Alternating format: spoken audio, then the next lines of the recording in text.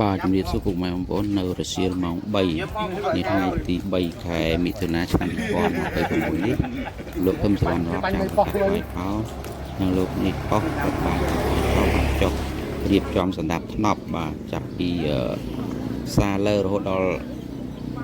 តែលីបាទពូនិឋានតែលីការរៀបចំសម្ដាប់ធ្នាប់គឺទី1គឺសំដៅទៅលើការឲ្យរើនៅសម្ភារៈផ្សេងដែលនៅមុខផ្ទះ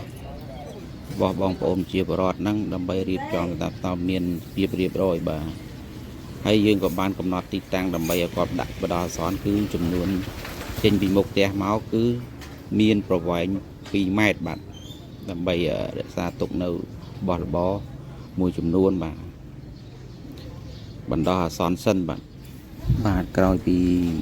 ការចុះរៀបចំរួចក៏បានជម្រាបប្រាប់គាត់និងណែនាំគាត់ឲ្យគាត់រើនៅសម្ភារៈនិងរបស់របរផ្សេងដែលដាក់នៅដែលមើលទៅមានភាពញ៉ៃញ៉ៃនៅខាងមុខផ្ទះនេះសូមឲ្យគាត់ជួយសម្រួលនិងសម្អាតឲ្យបានល្អបាទ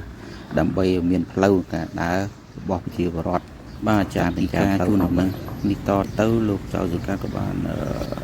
ជម្រាបបន្ថែមទៀតថានឹងត្រូវអនុវត្តចាប់ពីការជួនដំណឹងនេះតទៅបាទដោយក្រមរដ្ឋបាលឬក៏ក្រមការងារយើងនឹងចោះតាមដាននិងពិនិត្យរាល់ថ្ងៃដើម្បីឲ្យឃើញថាបងប្អូនមានការចូលរួមឬមិនមានការចូលរួមនោះ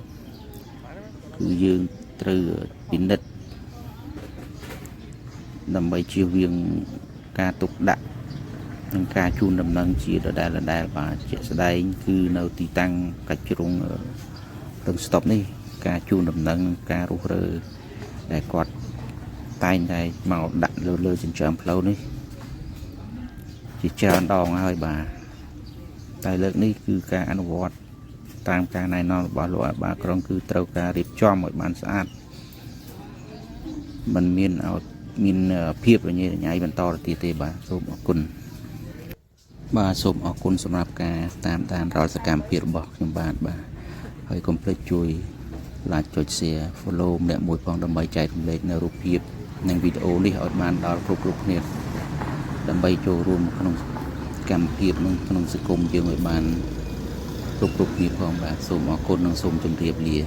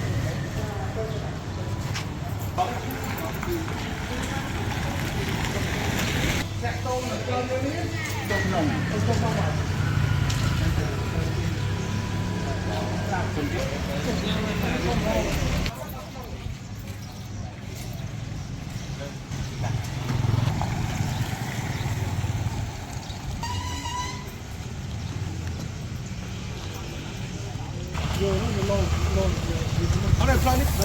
tiền xe. Tiền